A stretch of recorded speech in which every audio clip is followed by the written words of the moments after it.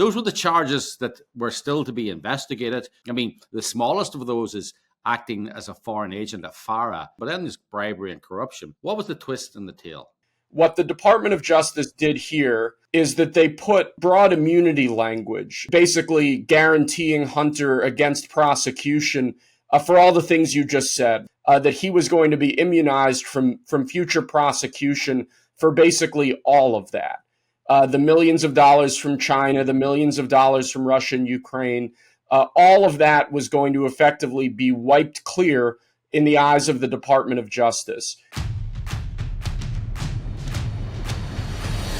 Hello and welcome to the Anne and Phelim Scoop. I'm Anne McElhinney. And I'm Phelim McAleer. So we're back in Ireland, aren't we, Anne? We are. Back from London, where we witnessed perhaps the beginning of the end of Me Too madness and transgender contagion. I was thinking transgender, you got Me Too madness, but transgender doesn't have a T word afterward to really. So if anyone out there can think of a word like you got Me Too madness, which is alliterative, and then you got transgender. I need a word. Toxicity, that doesn't quite work. So anyway, we may be witnessing the beginning of the end of Me Too madness and transgender contagion, because it's historic times, and that's what we're going to really focus on, along with a little lapsang souchon of Hunter Biden at the end. Always. At the end, because no Anne and Phelim Scoop would be complete without the latest update on Hunter Biden. So we're going to bring you the latest in the latest group in the UK to join the sane side in the transgender wars, and why it's so important that this group has literally switched sides, which is so unusual in any of these culture wars. And then Kevin Spacey may be a liberal Hollywood actor who doesn't care about you or your values, but believe us when we say you need to care and support the fact that he's just been acquitted in London. We're going to tell you why it matters. We're going to tell you lots of juicy details from sitting in a courtroom for 3 to 4 weeks, but we're going to also tell you why it matters to you. Honestly, I know some people have been writing to us saying, why are we defending this man? We're not defending him. There are bigger principles at stake here, and after they've done with him, they'll be coming for you. But we'll get to that later. And we bring you the latest news about our old friend Hunter Biden. Oh, Hunter. And his sweetheart prosecution deal went sideways, or did it? We bring you the truth behind the headlines. So the transgender madness. So yes, the leader of the Labour Party, which is the left-wing party in the UK, has suddenly, as Pink News, the trans newspaper in the UK, said, Labour leader Keir Starmer slammed for throwing trans people under the bus in hypocritical interview. And so they were going to bring in basically self-ID, which if you said you're a woman, you were a woman, just slap on a skirt, a bit of makeup, and you can get into women's changing rooms, women's prisons, everywhere. Keir Starmer needs to win an election the next time and it's around. a big change for Keir Starmer. So this is kind of an amazing about turn, because he needs to win an election, and he's suddenly realised that this is not a popular topic among ordinary people in Britain who have realised this madness has to be stopped. Yeah, he's going to get rid of self-ID. He's going to have safe spaces, as he calls them, safe spaces called women's rooms, where men are not allowed into. That's going to be part of the law as well. So it's a major shift, and I think it's the first time in the Western world that a political party has shifted its opinion on this issue. And some of you might wonder why our trans project, and we're going to be doing a lot about trans this year and next year probably, unfortunately, only because we have to. But some people might wonder, why did we do the play in the UK? Why is there such a UK focus to our trans work and our trans projects? And the reason is because the UK has just accidentally become a kind of world leader in rationality. Yes. And so you had the leader of the SNP, the Scottish National Party in Scotland, basically losing her job. And the first Minister of Scotland. Because of this issue. And then we have this turnaround with Keir Starmer. We have the Tavistock Clinic, the very large UK gender reassigning clinic in, massive place, which closed in massive scandal. And they're still unravelling that madness. And that's why we did this. And that's why we had our play, which, as you know, very successful play. Yeah. I mean, the play was a trans children's charity fighting against a charity is saying this is madness, and they were trying to destroy the charity that was attacking them.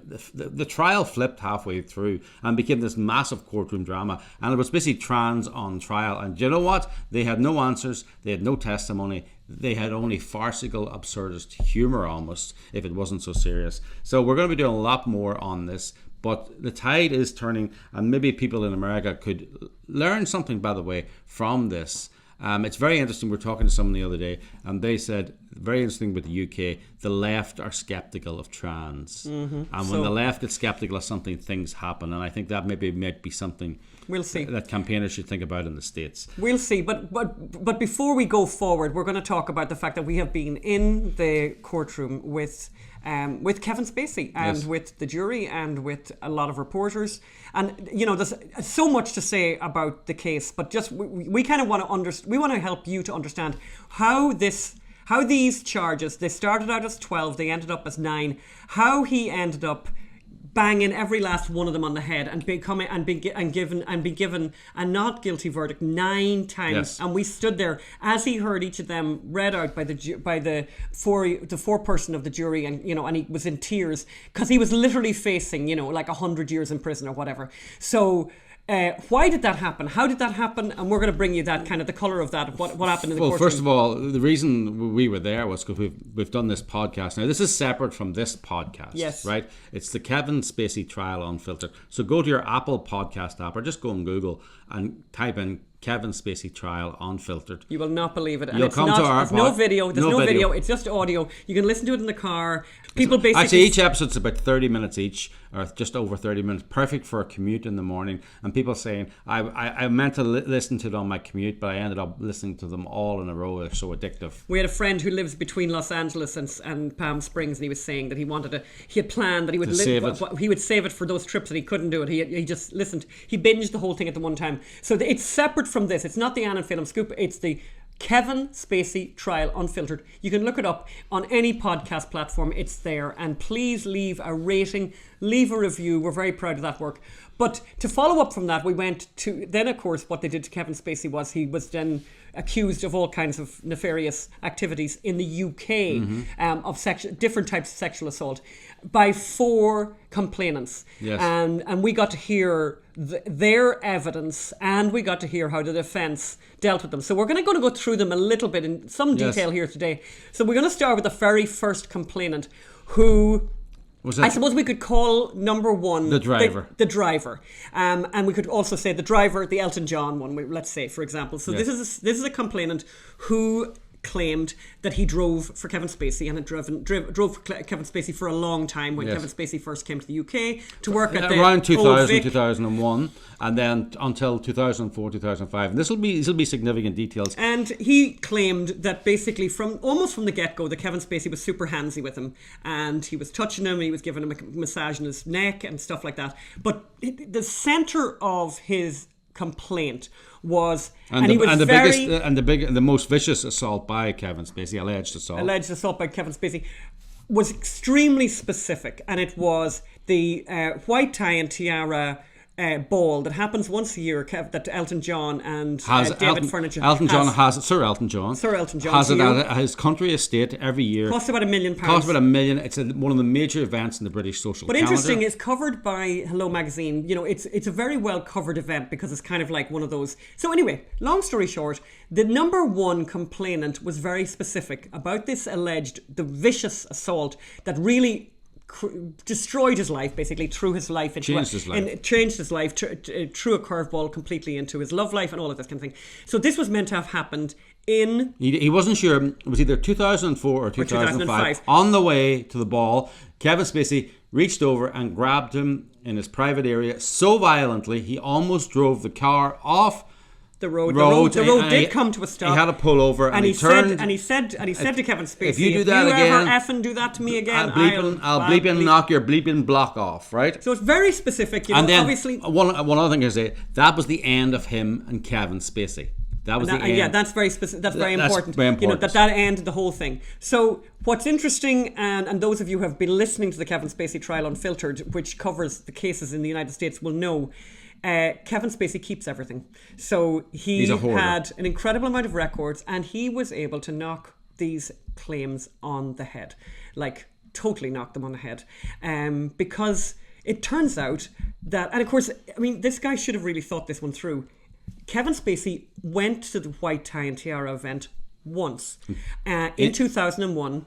And, you know, that's well documented, which completely destroys the narrative that this guy had created, because after 2001, this driver, complainant number one, drove for years with Kevin Spacey. But his story was, after that dramatic assault, I never saw him again. I said, I'm never working for that guy again. And a number of other things, just quickly to say about that number one complainant as well. He also claimed that he had also worked for Elton John. Security and driver. Sir Elton John to you. Sir Elton John. He also claimed that he had done security for Sir Elton John. So drove for him and was security. So Sir Elton John and David Furnish turned up basically in the court via a satellite link with Monaco, very dramatic, and basically said, number one, Kevin Spacey was at our ball one time in 2001.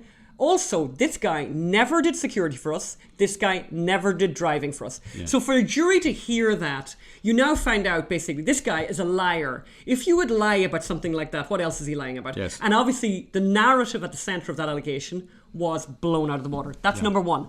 Bang. Number two, Film. Who was the second complainant? Second complainant was... As we say, there's four complainants. There's the driver, there's the person in the theatre, there is the person in the pub, and there is... What's the fourth one? We have to think about what the fourth one is now. The fourth one, the person in the pub, the person at the theatre... Anyway, we'll come back to that. Phelim will look at his notes. So number two, let's look at number two then. So number two, let's call him the guy in the theatre. Let's do the guy in the theatre next. Well, there was a charity event in the early 2000s. And by the way, you see, the thing is, most people couldn't fight an allegation from the early 2000s because they don't have any phones, any documentation, anything like that. Kevin Spacey is a hoarder. Kevin Spacey has run times, call sheets. So Kevin Spacey was able to produce the call sheet to show what time he got there. This guy claimed Kevin Spacey turned up unkempt and drunk from the night before. And the thing that was significant about this was that, you know, and we know because we've worked on film sets, our own film sets, and even with our films, which are more, you know, independent films, smaller films, there are hundreds of people. There is a very detailed timetable. This event that happened was very, very specific. It was at One Night Only, was the name of the thing. There was a charity event in London called One Night Only. Everyone and his mother was in the schedule, like, you know, Dame Judi Dench, etc. All these kind of people were there. And according to the complainant, Kevin Spacey used and this man was in Africa, was black man. The black man is a complainant. He said that Kevin Spacey used racist, very ugly, vulgar words that he shouted in this theatre. By the way, shouted full of every liberal. I mean, if you think the American theatre world or Hollywood world is liberal, it's not as. I mean, it's not as communist and right on and liberal as the UK theatre scene. So you had Kevin Spacey, who everyone's looking at anyway, right? Because apparently shouting these obscenities at this guy. And then what was interesting during the presentation of this evidence, really, really interesting, by the way, the judge interrupted, because a part of the narrative in this case with this complainant was that Kevin Spacey shoved him up against a wall very violently, held him up against the wall, and, you know, and did what all kinds of, you know, basically sexually assaulted him up against a wall. The judge, like a cobra. The judge interrupted and said, "Okay, everyone," and of course they had the plans. In court. They had the plans of the theatre and all that.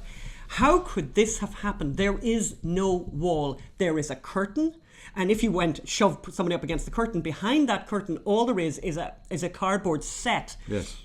So, and I think this was very obviously for the jury to hear the judge interrupt and sort of say, look, this doesn't sound right because there is no wall. Look at the way that was one of the big things, was the physical impossibility of it from the structure of but the second part of it was this shouting of these obscenities, and we won't read them out to you, but it was kind of funny to hear the very posh voiced prosecution guy sort of use "ooh" and say all these very, very rude words. But the idea that these were shouted while Dame Judi Dench was in the building, and Dame Judi Dench had said no such thing had been heard, and other people, because there were hundreds of people there at the time. No one else reported it. So that was the end of him. That was the end of him. So but also, he was also looking for significant yes. cash. He was suing in He had court. a little bit of a gambling issue. By the way, I'm not sure it was him the gambler. Well, he had a money issue. He had big money issues, and he had big mental health issues. And there's nothing wrong. You're perfectly within your rights to sue someone civilly in court. But the defence was able to raise this and say he was looking for massive amounts of money. And and his life had not gone well. No. And they were also able to say he was also jealous of Spacey. He thought this was his big opportunity, and it didn't work out. Whatever. So that was the next one. But I mean, that was well. The next one I think is very good, and I think it's the one we forgot before film, is The Man in the Bar. So, and what I loved about this, when the defence was wrapping up at the end, and they were trying to remind the jury of all the elements of this, and this will just kind of summarise. This is the holiday home guy. This is the guy who went to the holiday home. Yeah. But anyway, yes, correct. So anyway, what's very nice is the defence basically said, I'm going to remind you of complainant number 2, number 3, whatever. This is number 3. Yeah? So reminding you that, and there are 4 factors. There are 4 factors that I want you to focus on. It's a bit of context here. 4 factors I would like you to focus on. The barrister was Mr. Gibbs Casey. He's about 100, but very correct. It could be a Shakespearean actor. Very correct. His delivery. And then he's standing very tall, very thin. Like, doesn't look like he's eaten much this week. And he says the 4 factors that I want you. And I was there with my pen. I was thinking, I want the 4 factors, And the 4 factors are Guinness, tequila, Jägermeister, and wine. Oh, and weed. That's fine. So basically, he goes on to say that this complainant had 6 pints of Guinness by his own admission, 6 to 7 pints of Guinness before he went back to Kevin Spacey's house. And then the other thing, 1 Jägermeister, 2 tequilas, and then wine back in Spacey's house. And I know that when you say you had 6 or 7 pints of Guinness, you've had 17. 12. And then the other thing that was very good about this guy was, and again, the defence lawyer, the defence barrister was really fabulous. And he went, and to the jury, he was looking at the jury, said, and I don't want you to make anything of the issue that when he was asked about the dog at the house, and the dog became very significant in the story, in the narrative, the dog, I don't want you to make anything of the fact that he described the dog as white, and that we all know that the dog was black. And there's something funny like that. And then the other thing that he made a big point of, and we're not going to make anything at all of the fact that when he was asked to describe the holiday home that he went to with Kevin Spacey, that it was completely incorrect, because you've seen the design and you've seen the layout of the house there. And again, that story fell to pieces on a number of levels. Well, also, mostly, go on ahead, Philip. I mean, it was a clumsy pass that Kevin Spacey. And Kevin Spacey did not deny that he made a clumsy pass, but that the guy said, "I don't bat for that team." Apparently, and according to the complainant, Spacey immediately backed off, all kind of frightened and panicked, and went into another room. So then it emerged that this guy, one afternoon when he was feeling down, although he denied it, and then was confronted with the evidence and had to kind of admit it, but said he didn't remember it. He wrote to Kevin Spacey at kevinspacey.com and said, I'm willing to withdraw this case if return, we can come to a settlement. And then he says, despite wrongdoing. But he was going to, this should never went to court. And by the way, so in the court, he was asked, have you ever written to Kevin Spacey? No, I have never written to Kevin. Have you ever in email? Recall. Have you ever? Don't recall. I don't think so. So basically then, well, here we go. And then they present this email to him. That did not go over well with the jury either. I think we should remind people or tell people why it's important. I want to go to the last complainant and then we'll come back to that. So the last complainant, and now it's gone out of my head. Now, which one was it now? Sex act. Oh, yes. So a sex act in Kevin Spacey's flat in London. And we're not going to describe the sex act, but yes, we're not going to do that. But anyway, sex act, which apparently the complainant had too much drink. He suggested that he had been actually maybe drugged. By Spacey. Fell asleep and I thought the defence, by the way, were so funny on this. Really? You're going to tell us that you fell asleep because you're so bored in the flat of the Oscar-winning actor, which I thought was very funny. Anyway, he fell asleep, woke up, and there was a sex act being performed on him, let's put it that way, that he wasn't happy about. anyway, he was kind of specific about the time that happened at, and that he left very upset. He left at on a bus. 3 or 4 in the morning, left completely upset, aghast. Kevin Spacey's got on story a bus was, and all of that. Of course, and Kevin Spacey's version was, no, this happened at 11:30 or so. And so Kevin Spacey did not deny that there had been a sexual contact with this guy. Yes, and then Kevin Spacey said, I went to the bathroom, I came out, he was acting all weird. I think the guy was basically straight and was doing it to advance his career. He was a young aspiring actor, it was transactional, and then regretted it. But anyway, that's my interpretation of it. Spacey came out, he was acting really weird and immediately left. And Spacey was so concerned that he was acting weird that he phoned him, right? And he was at the bus stop and everything was okay. And then he said, I think we'd been in communication afterwards, right? But it was he said, he denied kind of thing.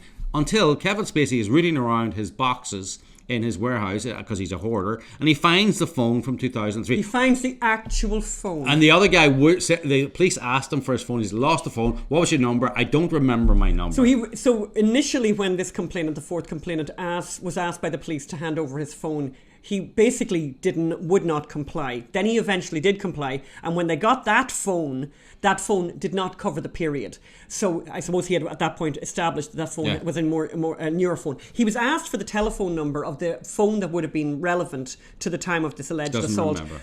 Couldn't remember the number. And by the way, if any of you are listening to this and thinking about this, it's such an interesting thing, a courtroom, by the way, because you're asked questions and it's like, answer the question and it's like, you know what, I'm not convinced by this. So he's there and he's asked, what was the number? I can't remember the number. And this isn't like a quiz or anything, but I mean, any of you out there who have, you had a previous mobile phone and can't remember the number, there's an incredibly easy way to find that number, which is ask your friends, your mother, by the way, who was phoning you. This wasn't him asked in court. This was him asked by the police in advance. So then Spacey was able to find the phone and realize the numbers, go back to the date, and he noticed. And there on the bill, and he found the phone bill as well through a miracle. And there was a phone call from his phone, Spacey's phone, to this guy's phone at 11:30 for 40 seconds, just exactly like Spacey had said. And then subsequently, lots of text messages and phone calls in the months going forward. So obviously there was a continuous, communication between them. And in fact, even when they geographically kind of pinned down those exchanges, those text messages, they were more frequent when Kevin Spacey was in London, less frequent when he was out of the country. So that there was some form of a relationship that had continued. Yes. So with each, that's the four. That was the four complainants. With each one of these cases, you can see, and we're not even doing a deep dive, and I think we may well, do another episode of our Kevin Spacey Trial Unfiltered to cover this in even more detail. But it is fascinating. It's all very well to make a complaint, an extremely serious complaint about somebody, but when you are then under pain of perjury in the stand being asked to explain yourself, and to explain, particular dates, particular times. And funny, just Phelim is referencing there that the defence lawyer, and he made this point a number of times, it was kind of funny, he kept saying, and in an extraordinary miracle for Kevin Spacey. So he talked about miracle upon miracle, things that happened to Kevin Spacey that he was really... It was a miracle, by the way, because as Phelim said earlier, how do you defend yourself against something that happened 20 years ago or 30 years ago that you can't remember? You don't even remember how you lived at the time, perhaps. Right. And so in this case, as it was with Kevin Spacey, he just keeps everything. He keeps receipts, he keeps telephone bills, he keeps phones, he keeps everything. It's unbelievable. And because he was a hoarder, so here's a shout out to hoarders everywhere. Yeah. And it's kind of like a justification. Screw you, Marie Kondo. Screw you, Marie Kondo. Yeah, no joy of tidying up, according to Kevin Spacey. Yes, Kevin Spacey's new book will be called The Joy of Untidy Life. Keeping bleeping everything. Yeah, the hoarder's dream, So basically, and that's the thing that hoarders, by the way, the reason hoarders keep things is because maybe it'll be valuable in the future. Well, my God, was that true in the case of Kevin Spacey. So he was very, very lucky. But we'll be talking more about this in a sub. But what we're going to do right now is Phelim spoke earlier to... Hunter. Who did you? We're going to move on now to Hunter Biden. To the Hunter Biden. The new Hunter Biden. And I'm going to let Phelim, and Phelim is going to deal with that, and we're Yes, it's Will Scharf. So listen, Hunter Biden, what can I say? Joe has finally recognised his granddaughter because there's an election coming up. Which we talked about, I don't know how long ago. And it's at the end of our movie, HunterBidenMovie.com. Go there, you get the Hunter Biden movie is a work of fiction that's becoming more of a documentary every day. We're going to go over now to Will Scharf.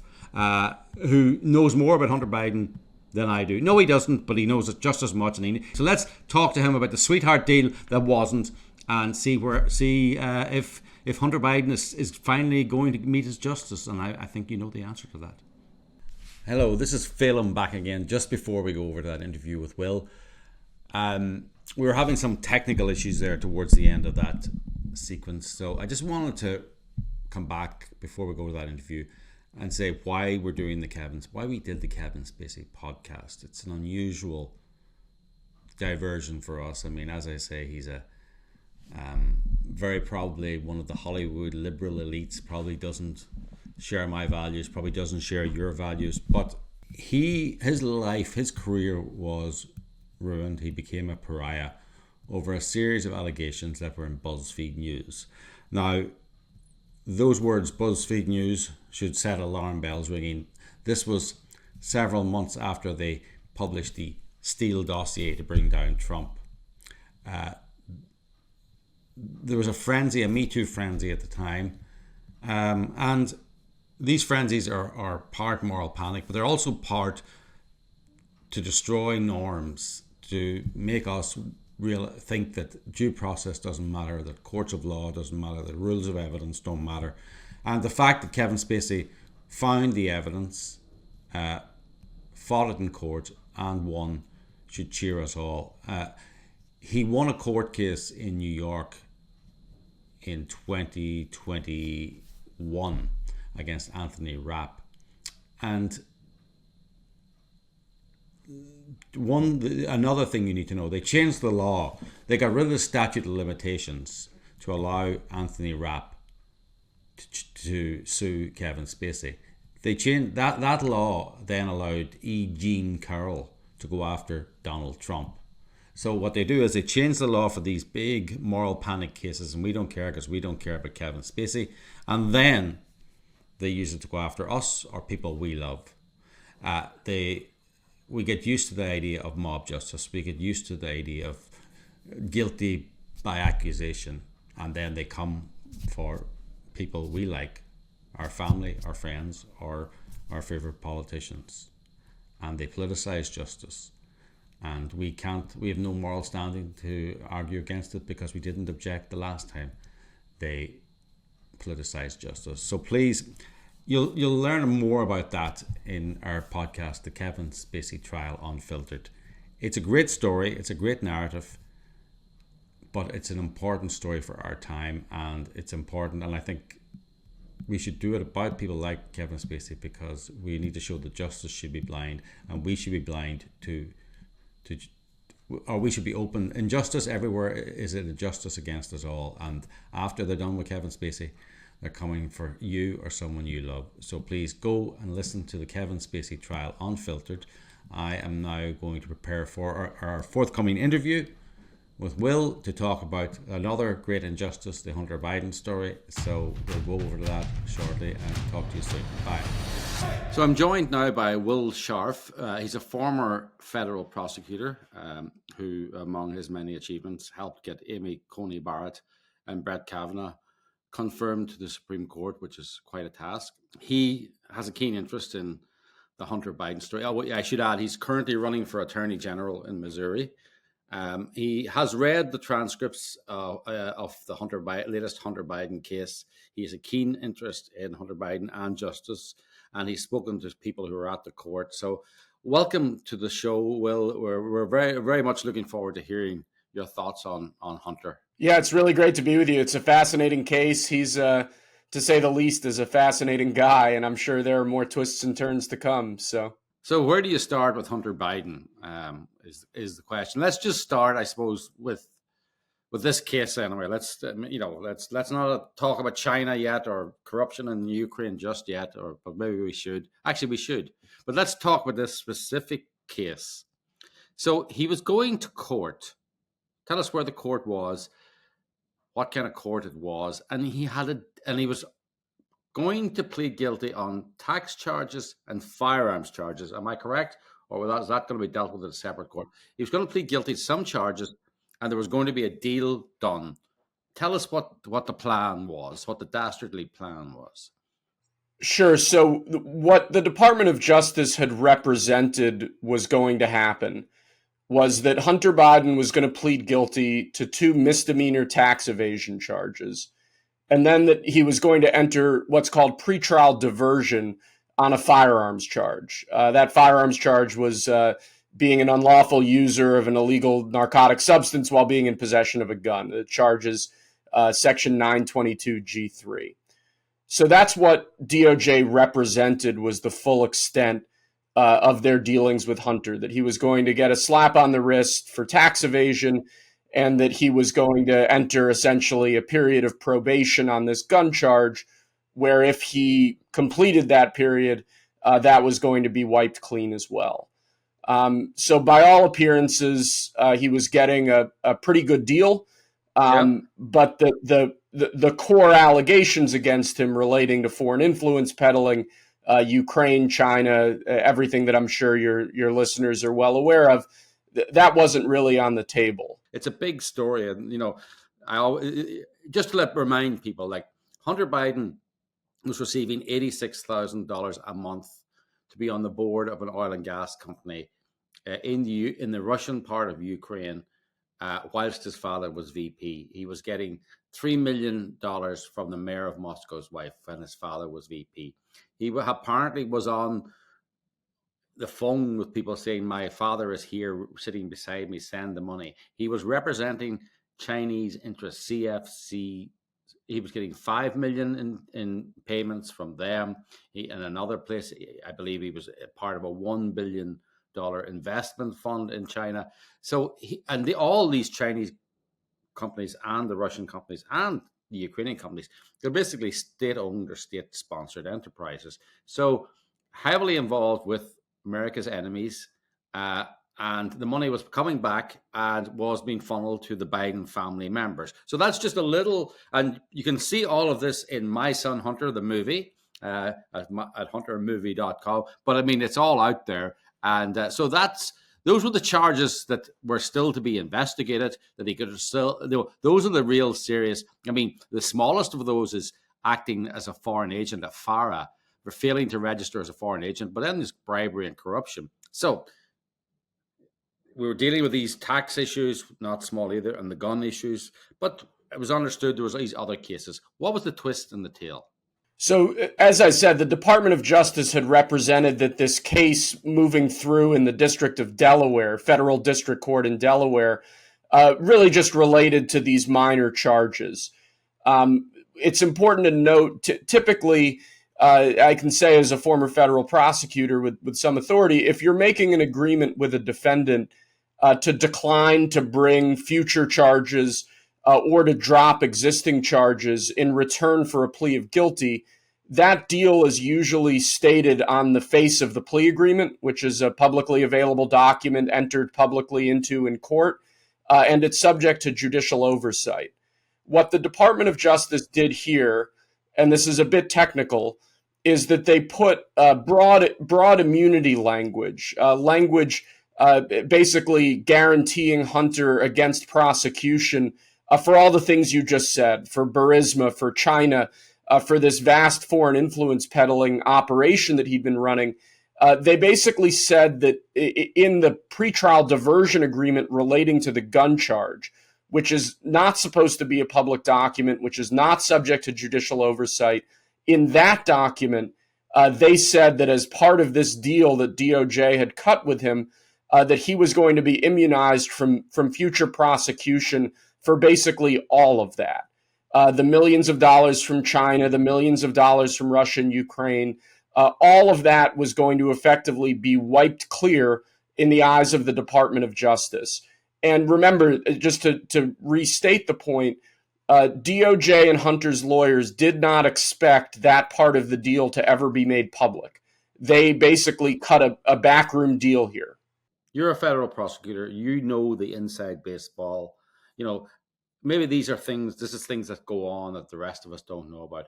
Tell us how unusual is a deal like this? I mean, does this not happen all the time? cutting deals with a defendant for them to plead guilty in return for dropping other charges or dropping, an investigation or agreeing not to pursue further charges, that's totally commonplace. Two caveats, though. One, those sorts of agreements, as I said, usually happen in open court in publicly available documents. It's visible for the public to see. There's transparency. There's judicial oversight. There are all kinds of safeguards, both formal and informal, built into the process. None of that was the case in Hunter's deal. So that's difference one. Difference two is that Hunter was pleading to two misdemeanor tax charges. These are very, very minor charges, and in return was being immunized from prosecution for very, very serious felonies, ranging from, as you said, FARA violations, failing to register as a foreign agent, to money laundering, to potentially federal bribery or other federal charges relating to his father's role. This was a way of DOJ and Hunter's legal team attempting to wrap up everything Hunter Biden related at once in return for really a slap on the wrist and nothing more. And that's the irregular part of this deal, the scope of the immunity in light of what he was agreeing to plead guilty to. My understanding that this was just picked up by the judge, and who then proceeded to ask some rather pointed questions. I mean, maybe you don't know the answers, but how closely do judges read these deals normally? I mean, or do they often not assume that both sides are acting in good faith and have the justice, the idea of justice at its heart, and it's the best deal for the community? How normal is it for a judge to spot? And I assume it was hidden well with some opaque languages, but tell me, how normal is it for a judge to ask these kind of pointed questions? Typically, when a defendant pleads guilty, a judge goes through the plea agreement with them in open court in a great amount of detail. What was unique about this case was that the document containing these immunity provisions wasn't really even supposed to be submitted to the judge, and certainly would have never been aired publicly. So the fact that Judge Nareka kind of sussed this out, got a hold of the pretrial diversion agreement, and then exposed the whole deal, including these sort of backroom agreements in public, that's what made this hearing, frankly, such great great watching and so interesting. I think most federal judges like to keep control over their courtrooms. They like to know what's going on in their courtrooms. But the Department of Justice specifically structured this deal effectively to hide aspects of it from the judge. And that's highly irregular. And I think that's what raised her hackles and made her blow the deal up the way that she did. Is the deal blowing up then? Is it over, or can they still salvage it? So Judge Nareka blew up the deal as it stood, as it was presented. That deal is gone. She told them basically go back to the drawing board and come back to me. She indicated that she would look with disfavor upon any deal that didn't include the usual judicial oversight, that didn't look like a normal plea agreement. So I think they are going to come back with some sort of deal. Now that they've basically been forced into negotiating this in the open, I think the chances of Hunter being allowed to walk free with broad immunity the way that they had intended, my guess is that's just not going to happen. So he'll have probably a normal sweetheart deal, but not such an abnormal extreme sweetheart deal. Well, exactly. I think you hit the nail on the head there. I mean, it's a pretty sweetheart deal anyway. I mean, tax evasion is taken pretty seriously in America, and so are firearms violations, especially by a Democratic Department of Justice. But Hunter seems to get a little more than a slap on the wrist. I mean, I'm glad that the judge caught it, but I wonder, will it make any difference when you've got a DOJ that's willing to hide these kind of sweetheart deals in the fine print? It's clear that they really do not want to prosecute this man for crimes that he has committed, or if they do, they want to prosecute him to the absolute minimum. So is there any hope that that justice will be seen? A couple points. One, as you said, firearms charges are very serious charges. I was in the violent crime unit in a DOJ office here in the state of Missouri. I sent people to prison for 10, 15 years on firearms charges, not dissimilar from the one Hunter was facing. He has a relatively limited formal criminal history right now, so he'd be looking at, probably a year or two if this case were handled regularly. But he's getting a walk on that. On the tax evasion charges, if you go by the federal sentencing guidelines, which are advisory and non-binding, but most judges tend to follow them, Hunter's looking at a long stretch in prison, potentially 3, 4, 5 years, just based on the amount of tax evasion at issue here. So even pleading to these misdemeanors, he could very well be looking at prison time.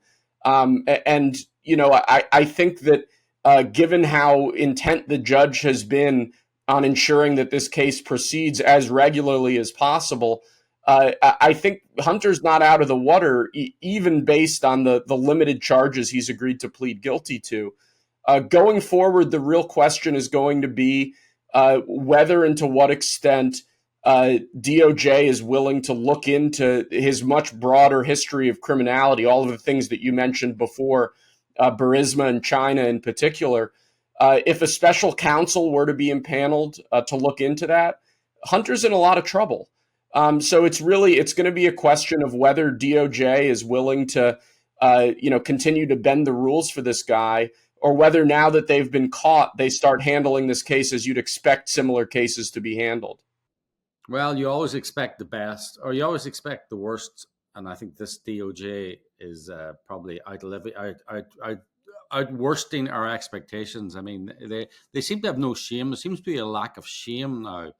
It used to be they would do, politicians and bureaucrats would do things to cover their, to not be pilloried. But when you have the media on your side, sympathetic to you, I suppose there's no incentive then to follow the law and to follow proper procedures. Yeah, the brazenness of it all really drives home that point, that Hunter was going around the world telling people basically, my dad's the vice president or the former vice president. You need to pay me millions of dollars because of that. We have a whistleblower report at 1023 saying that the former head of Burisma said that Hunter Biden's an idiot. We're paying him for political influence. I think the exact line was, my dog is smarter than he is. It's the brazenness of all of this that's really so disgusting. Devin Archer, Hunter's former business partner, is supposed to be testifying today. I think we've really only scratched the surface of this Biden influence peddling operation. And whether it's Hunter, whether it's Joe, whether it's his brother Jim, I think heads need to roll here, if only to set an example that this is just completely unacceptable in a democratic society governed by the rule of law. You really hit the nail on the head, but it scratched the surface. I mean, it's mind-boggling, the greed and the brazenness of the Hunter Biden.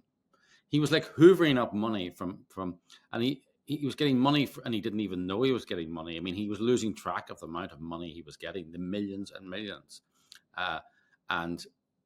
because his father was the vice president and he was getting money from people in countries where that was. I mean, Joe Biden was able to get prosecutors fired, was able to get things done, but he came from countries. These people came from countries where the vice president could basically, change your life. So that's what they were paying for. I don't know if they got it, but they were happy to keep paying and keep paying. Some of them got it, some of them didn't. It was a mind-boggling influence peddling operation. And are you optimistic or pessimistic then about him facing some kind of real justice? Well, I think whether Hunter goes to prison or not is almost a sideshow at this point. The key thing to me is the fact that, in open court, we now have Hunter Biden on the record admitting that he had a private equity firm that he set up with the chairman of CEFC, which is a Chinese Communist Party aligned shadow corporation. It's effectively an organ of the Chinese government, and that he made millions of dollars from that relationship, basically a fake private equity fund called Bohai Harvest. We have Hunter Biden in open court admitting the payments he took from Burisma. I mean, just the fact that we've now created a historical record here, and that the Biden family's kind of network of operations is open and out there and validated by Hunter himself. I think there's value to that. I think the deeper question, though, is one that really relates to the rule of law. That how will the Department of Justice choose to investigate it now that those facts are out there? I think a special counsel needs to be impaneled. I think, just thinking back to my experience as a federal prosecutor, based on the information that's already public record, I think I could get a grand jury to return an indictment charging Joe Biden, President Biden, with federal bribery and honest services fraud. I would agree with you that I think a grand jury would indict Joe Biden, would indict Hunter Biden, may indict other members of the Biden family. But there's definitely grounds to investigate there. There's no doubt about it. And I don't want to be the person who's saying we should convene a grand jury against a sitting president for nothing, because that, as we know with President Trump, that's not good. This is bad news. It's bad politics. It's bad for justice. But I think in this case, it is actually merited. I think what we know about Joe Biden is that he first denied ever talking to his son about business. That denial has now turned into, well, I was never in business with my son. But we know from bank records that Hunter was paying for certain aspects of Joe's lifestyle. We know that at least some of that money was coming to Joe. And we know that Joe knew what the source of that money was. We're accustomed, in the United States, in the UK, elsewhere, there are a lot of politicians whose family are lobbyists or whose family are somehow involved in politics in a profit-making way. And that a lot of that seems unseemly, but we've kind of become accustomed to that. The Bidens really took things a step further, where they were treading not just on domestic political relationships, but foreign political relationships.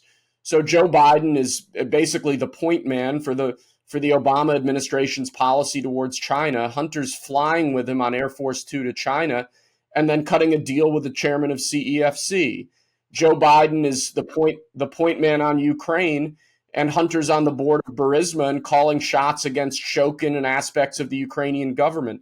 It's that aspect of the Biden family's business operations that's so unique and so terrible. I mean, this is exactly what our founders were concerned about in terms of foreign allegiances and foreign corruption. Question, and we'll wrap it up now.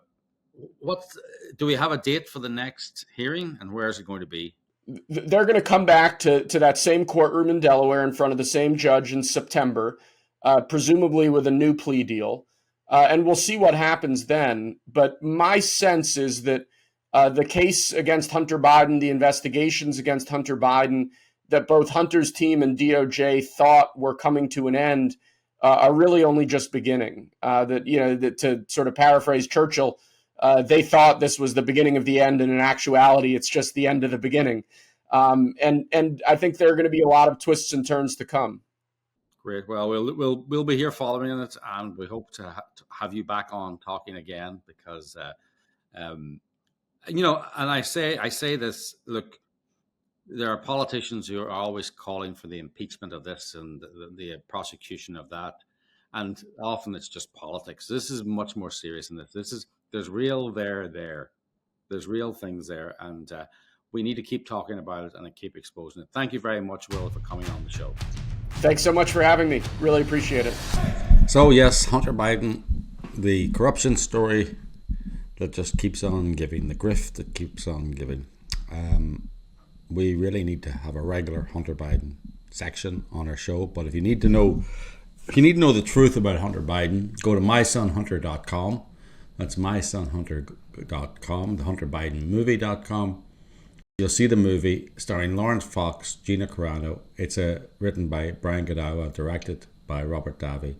A great movie. And as I say, becoming more like a documentary every day. So that's the end of the show for this week. Don't forget, go to the Kevin Spacey podcast.com. You won't regret it. You need to learn more about this issue, because it's coming to you or someone you love very soon. Just like the trans issue, by the way. So thank you for tuning in. I'll myself and Anne will be back next week. If you want to help us make more projects like My Son Hunter, more projects like the Trans Plea, more subjects like the Kevin Spacey podcast, go to the unreportedstorysociety.com. Give whatever you can. We only keep going because of your contributions, so please go to the unreportedstorysociety.com and give what you can. Thank you very much. Bye.